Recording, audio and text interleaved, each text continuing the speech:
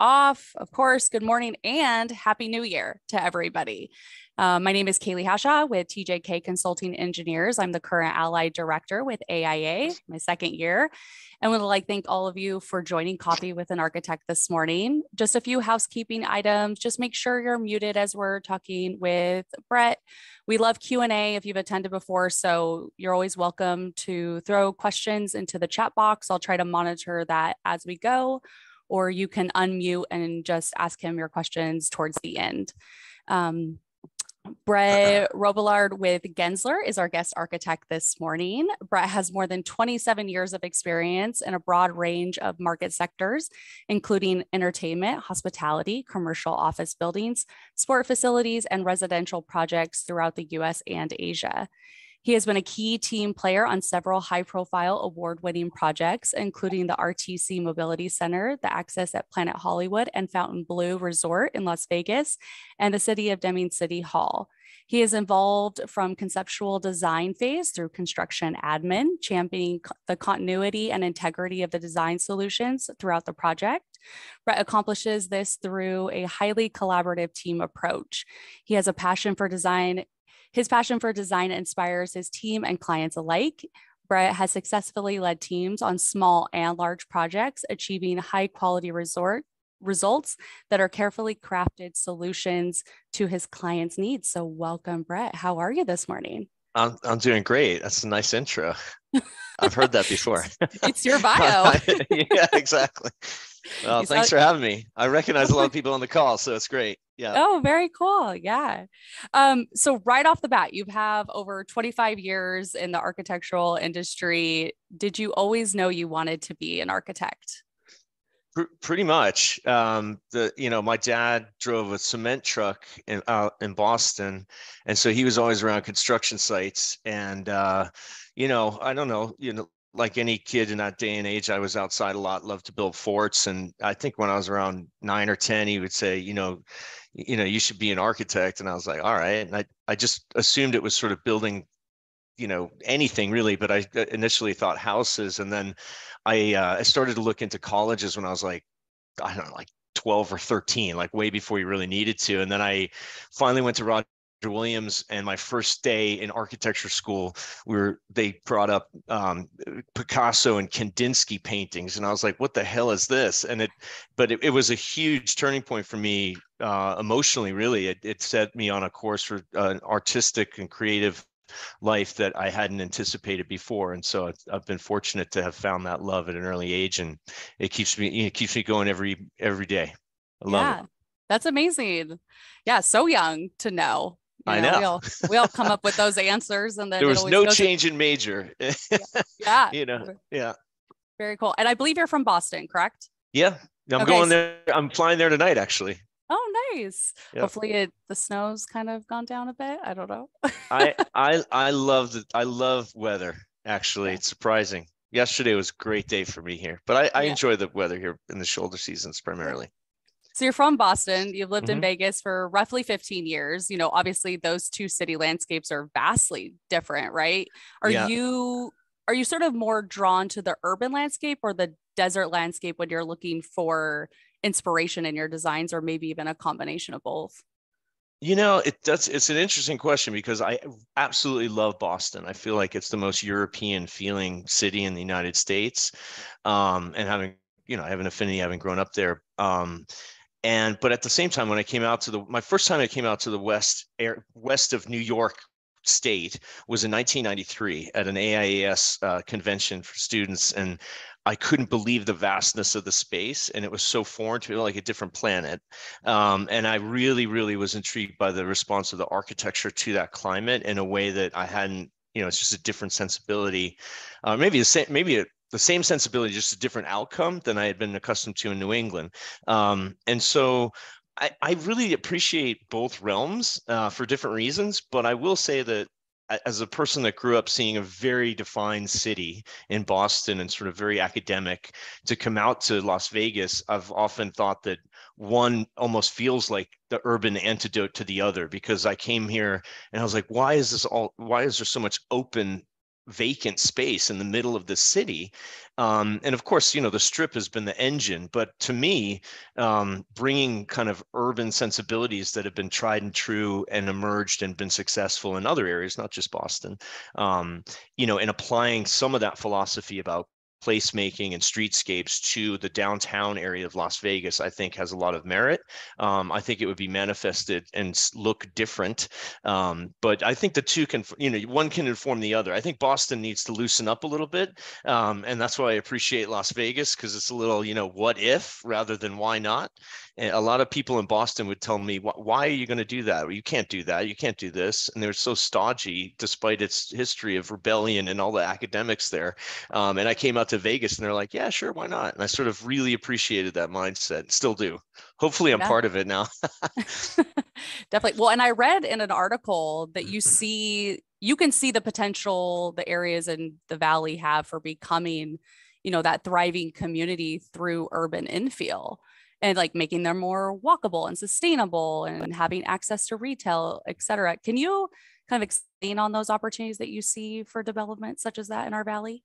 Yeah, I mean, I think it touches on so many different aspects of development, urban renewal, sprawl.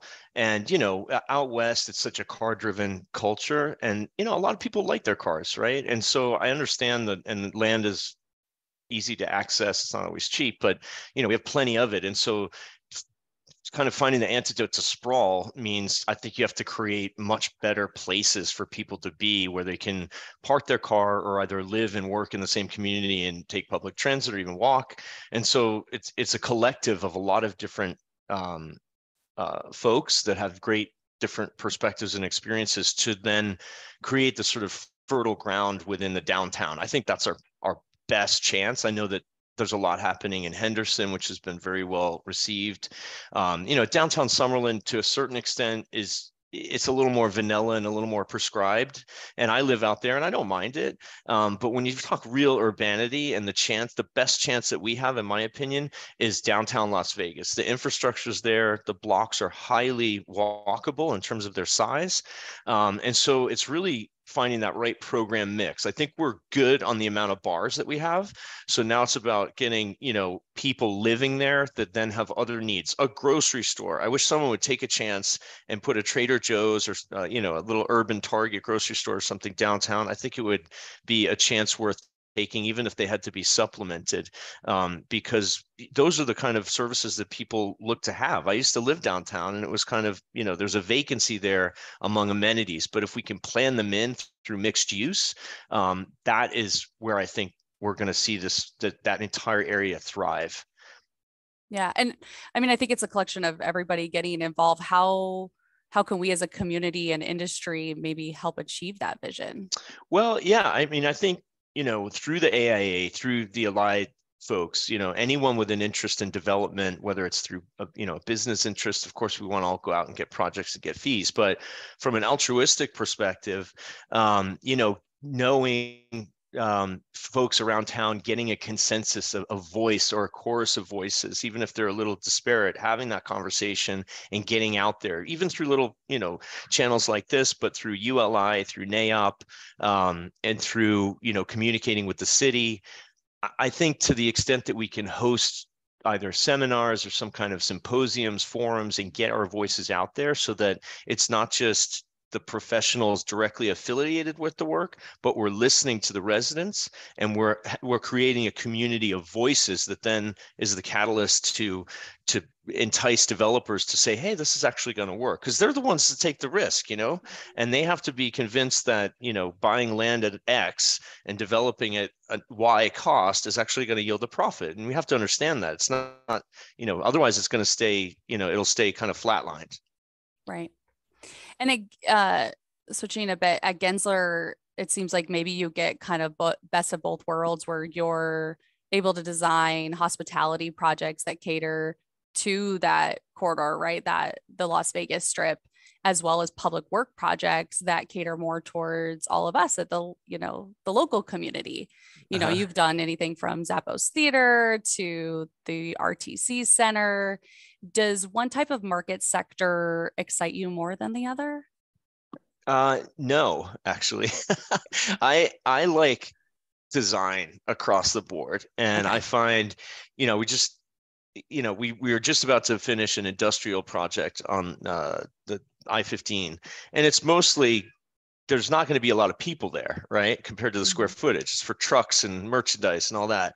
And I get literally as excited about that as I do of designing a theater, because I just see it as an opportunity to, be expressive and creative, and then, work with a client and come up with a solution. And it, does it sing? Does it really hit the mark and push something forward? Is it beautiful to look at? Is it nice to experience? So I don't have any particular favorite type of work. I guess that would be called a generalist.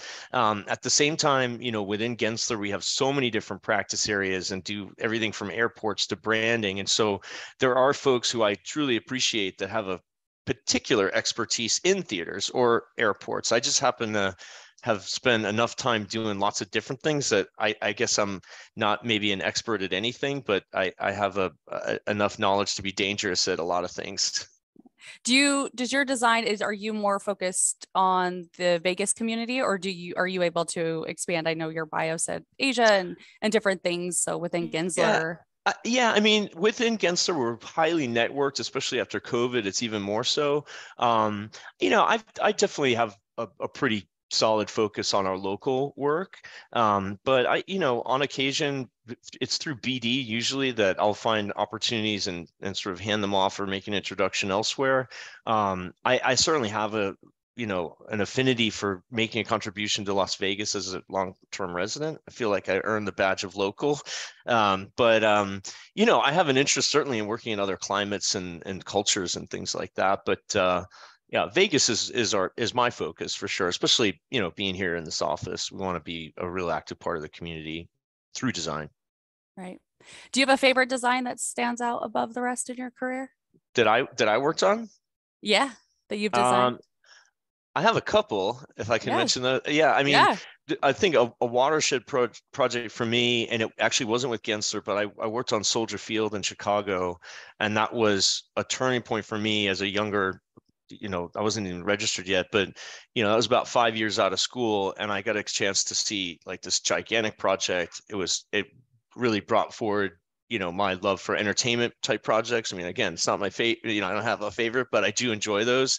And I know that, fast forward, I was able to see some concerts there at the stadium and football games. And it was just so cool to see all those people within a structure that you had, a part in. So that was one. And it was a game changer for me in my career. I went from doing like TI offices during the dot-com era, for those old enough to remember that on the call, to a big construction project with, almost every type of construction you could figure out. But I think that my favorite local project that I've worked on is the RTC Mobility Center. And, it was just, and the story with that one is, they came to us. We happened to it wasn't even a selection, really. We were pre-qualified, and they just came to us and said, it's your turn. Here's the project. And at first, I have to be honest, I was a little dismayed. I'm like, they just want a box for buses? And that's what they wanted, just a simple box to put buses inside to train folks that were mobility impaired how to use the system and be able to be with the kneeling buses and all that. And so we took some time and took a step back and said, well, how can we make it better? Like, how can we make it more engaging for the people that use it, and also representative of the RTC? And we did very simple moves, and they were really advocates for the things we did. It came in on budget, on schedule, so all that were checked out.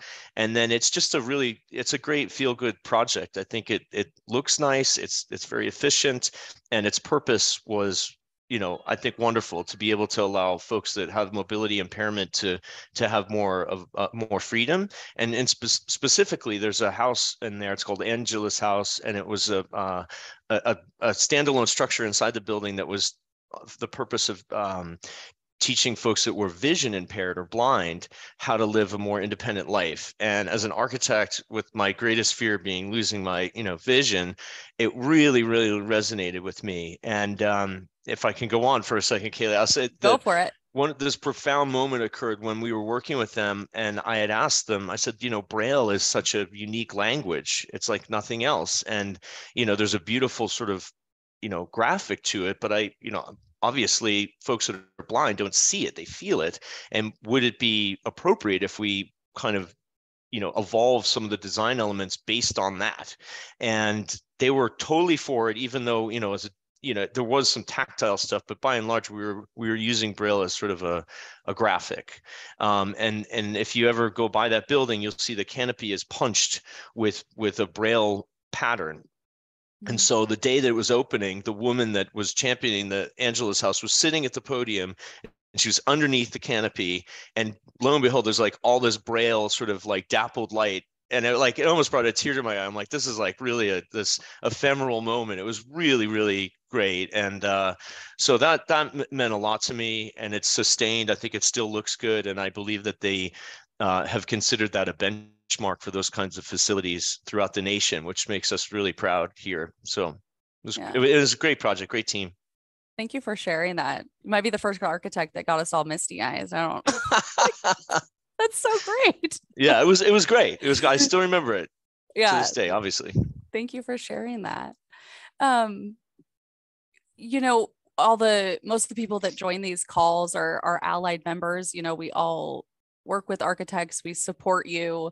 And so when you have those partnerships with your subs, what is the most important thing for you, and sort of what do you look for with all of our allied members? That's interesting. Obviously, I think architects often are charged with coordinating many of the consultants. And so, we have this there's some hierarchy there where oftentimes the consultants are under our contract and all that. I would say that, looking for consultants, for me, it would be those that are really interested in pushing the envelope and challenging kind of the status quo, because we also like to do that in ways that are promoting heightened awareness of sustainability, for example, with clients who may be reticent to do it, but if they're shown what the future looks like, and if it's economical, and there's so many things that from structure to MEP and other trades can really affect the life cycle cost of a building and its embedded carbon and all that stuff. So we really look for folks that have an interest in that and are willing to push early on and engage the architectural and design team, and not just say, okay, we're going to do it once and this is it, and really active, engaged partners. So that's one thing. And then certainly through the design process, more practically, we are definitely looking for folks that are on board with Revit and all of those different platforms that we now use. So that's really important for efficiency. And folks that are spirited, that are into the projects. It's not, I think many architects, I know certainly myself, I do this, I obviously need to make a living, but I do it because I love it. And it's not always easy, but I really get excited by working with anyone, landscape architect to, structural engineer, whomever it may be, that has a passion for what they do. And so, I think it makes for more camaraderie among the team, because every project has challenges. And when you face those challenges and you feel like you've got, a family of consultants in a way, and you've got like a greater vision, you can I think it makes it easier to get through some of those more difficult times. Yeah, definitely. Yeah. What, in your opinion, what do you think the AIA community can be doing more of? And is there maybe something specific that us as a whole should be focusing more on to better our future? Yeah, I think the AIA is a great organization, and what I would suggest and hope is that in the future that our events and our outreach is really, really pushing into the community. And I don't know really, and I was part of the board for a little while, many years ago now, but to the extent that we can find ways to further engage the public, and I don't know if that's inviting them to events or housing, or staging some kind of symposium, as I mentioned earlier, where there's just cross-pollination of the professionals, right, that have a background and an interest in networking and all that stuff, and the public, to let them know, most people have a preconceived notion about architects. It's not true. They think that we all wear black and that we're the, design houses and that's it. Or it's a strange thing that what we actually do versus what the perception is. And so the more awareness that the AIA can promote among our community about the value of what architects and our allied members bring, I think would be great. And especially when it comes to downtown and what's going on and what's possible, because the more, like I said much earlier, the chorus of voices we have across the board that can support a common vision is going to be, for me, the thrust that gets it really done over the next couple of decades. It's going to be a while, but yeah, right. So I just want to let everyone know we can open it up for questions in just a moment. So either throw them in the chat box or we'll have you unmute. So before we open it up, I thought I'm going into my second year doing these interviews. So I was like, okay, how can we maybe change it up a bit? So I thought it'd be kind of cool with Coffee of the Architect if we just did a couple, like 3 rapid fire questions. So whatever comes to mind, fill in the blank, short and sweet. If you're up for that. Yeah. Okay. So fill in the blank. Architecture is. I have to be succinct. Architecture to me is creating environments that set the stage for memories. Okay. You're presented the project of a lifetime. It's your dream design. What is it?